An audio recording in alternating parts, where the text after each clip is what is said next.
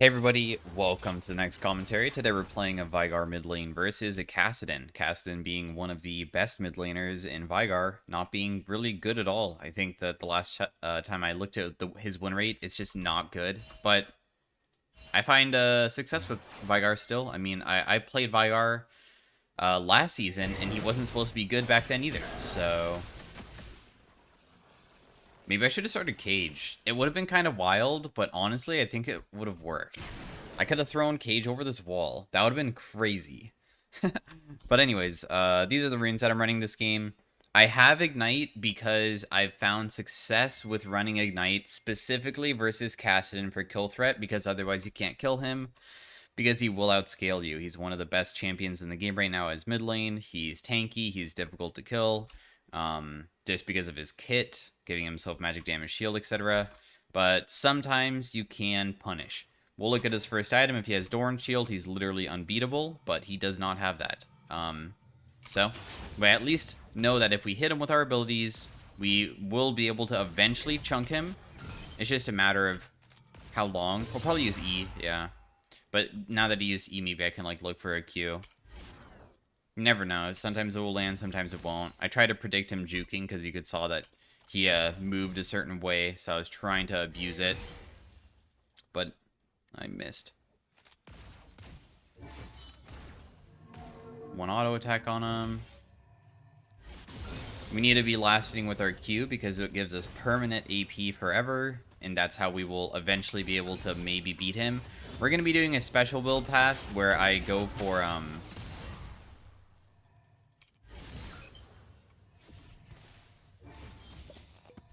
going to be going for Tier and Archangels. Honestly, I could have maybe built Tier early, but he is doing that. Why was the Raptor running upwards? Ooh, that should have landed. It's my fault there.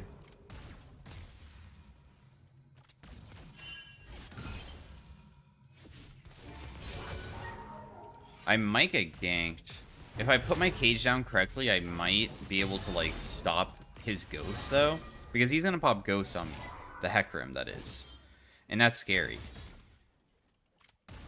Because Hecarim just spams Q on you and will just kill you outright. I mean, he just deals a ridiculous amount of damage. He went top, okay. So we know where he is.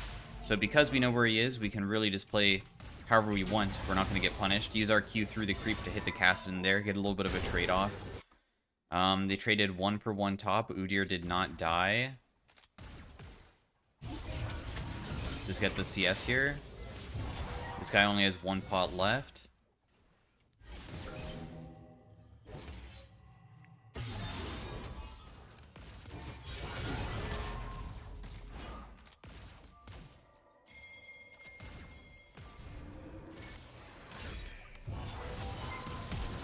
Got his flash.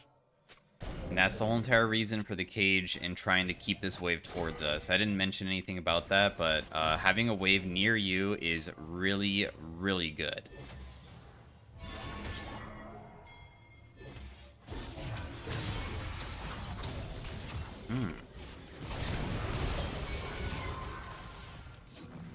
Udyr might be able to kill.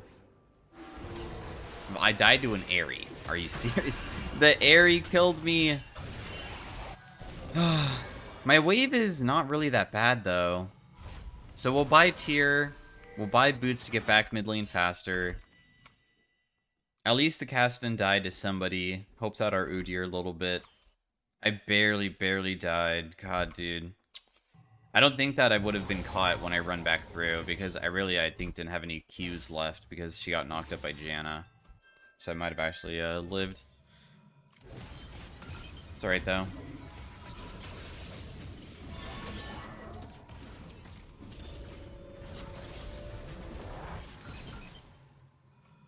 We actually have very similar build path.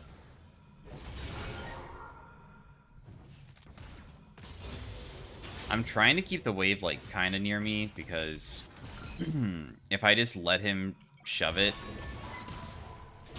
I'll just get into a bad lane state. It's better for him to be in this uncomfortable scenario before he's level 6 where if a gank happens, he can maybe die. So, I want the wave near me. Also, it keeps me safe as well because I don't have sums either, right? We have a decent amount of stacks.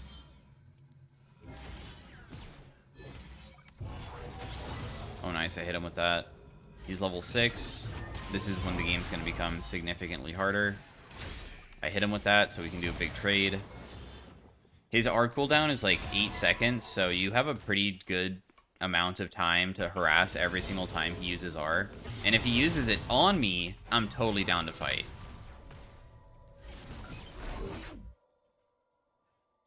He's gonna run. See, you can fight Kassadin if you can just land a few abilities on him. Even though he's so damn tanky, the early game is what it's all about, and if I have Ignite, I could just look for like an ultimate. So, it's possible to beat a Kassadin. Even after he's 6. It's just a matter of landing a lot of abilities with Veigar.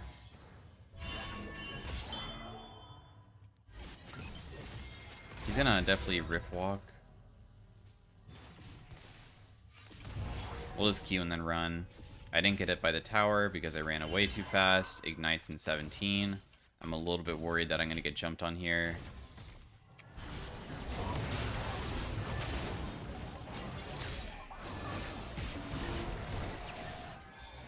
I did a really good cage there.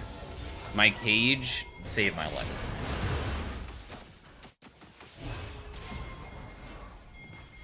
I used it under tower, and then I have to walk through it. This guy doesn't have flash, so I should be okay. He wants to kill me because I'm super low, but...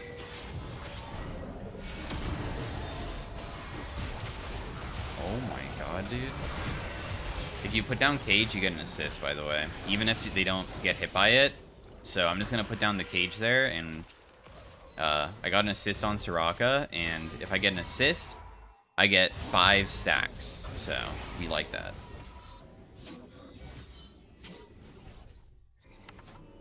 There's no way he would stay for the next wave. It's super risky, so I'm just going to base with him.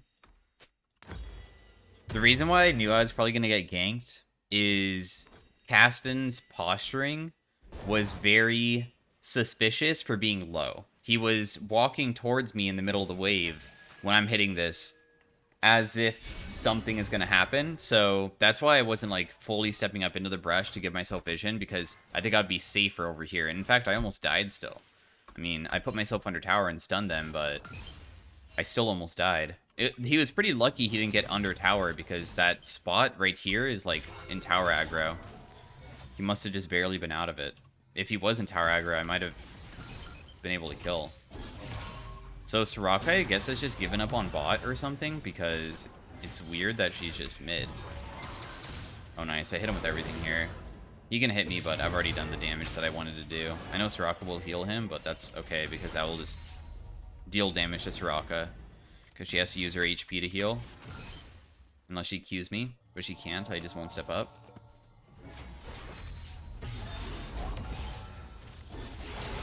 Use Rift Walk again, so we can just look for more poke. We landed W, but not Q, but that's still okay. It's still okay damage on him. Yeah, so this build path against other build paths is just, you're going to be really, really, really damn tanky.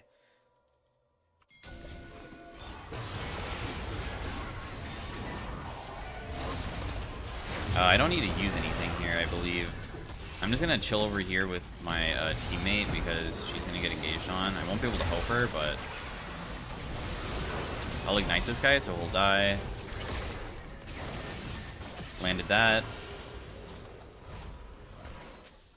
I mean, this is one of the downsides of playing Kassadin early game.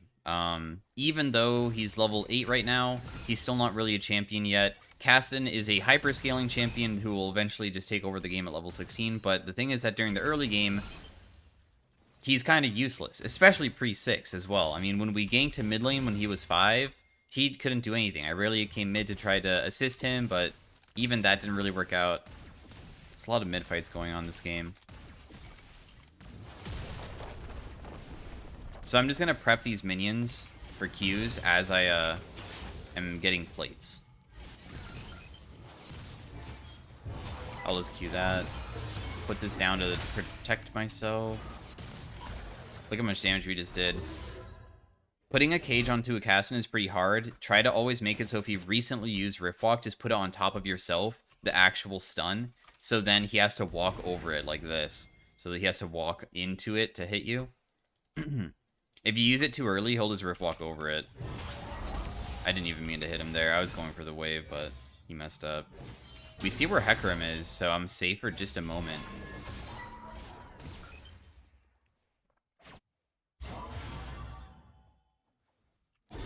I might be able to get a little bit of a punish.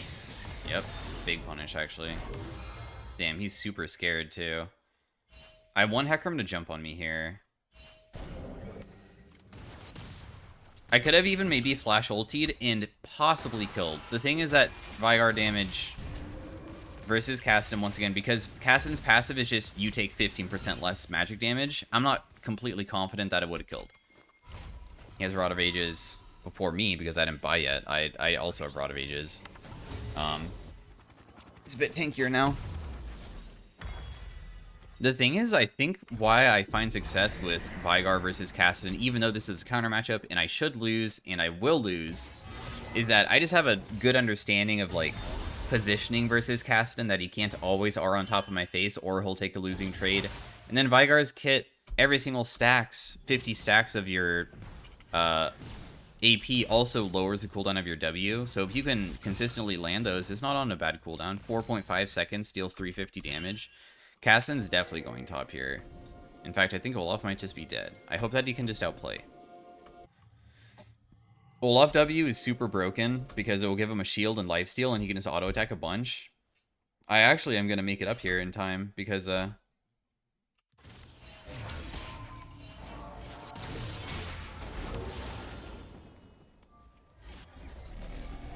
this won't work, will it? You can try, but hey, he lived though. I'm happy about that.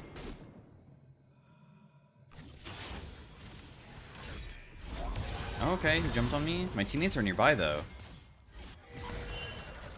I think we just win this. I'm gonna be honest. I'll just ulti this guy and she's just dead. She's obviously tilted, so we can just win any fight. I already know we can. Oh, I didn't hit the Hecarim with my ability there. It's okay, though. It's still over. They're extremely tilted. At least the top lane is. So the other build paths, or the other things that you want to build with this, is I always go Ionian. The reason for Ionian over Sorks is just to make it so you can have more CDRs, so you can stack a bit easier. As you can see, I have 180 stacks. By the way, 10 stacks a minute, so you just add a 0 to whatever the number is. 13 minutes would be 130 stacks. We're almost at 14, so 140 stacks is really good. We're 40 stacks past that. So this is an insanely good Veigar game. If you have like 14 to 15 stacks per minute, you're on like literal god tier pace. If the game lasts extremely long, which it won't probably, this is like where you get 1000 AP at like 22 minutes. But I like going Seraph second instead of Death Cap with this build. It makes it so you have that shield. It makes it so you have more CDR. It still gives a pretty sizable amount of AP because it gives you 120.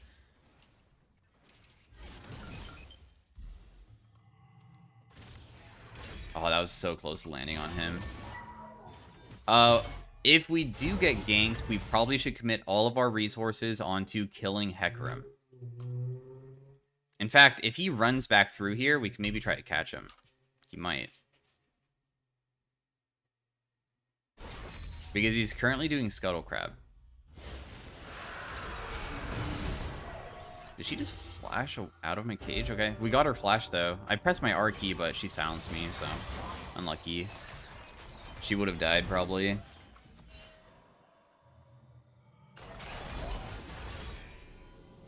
He jumped away. I can just press R on her. She's dead. Then they just step up. Well, 15-minute game. Unlucky. I wish that it was not just a 15-minute one, but my team all performed pretty well for everything. I did my job mid lane, made it so we didn't lose to the Kassadin, and I had a lot of good pressure on him too. That's important. You don't just let the Kassadin just scale. You have to pressure him, make him feel uncomfortable, make him make mistakes, almost kill him a few times, get him low, make it so you set up 2v2s better than their 2v2s, don't die to their ganks. I did all that correctly, right? I didn't die to anything out of the ordinary. To be honest, I think that Qiyana did pretty good coming mid. So I did most damage in the game, more than Olaf, surprisingly. Did not really expect that. So if you guys enjoyed the commentary on me playing versus something that is pretty difficult and still figuring it out to make it so we can abuse it, drop a like on the video, and I will see you guys in the next commentary.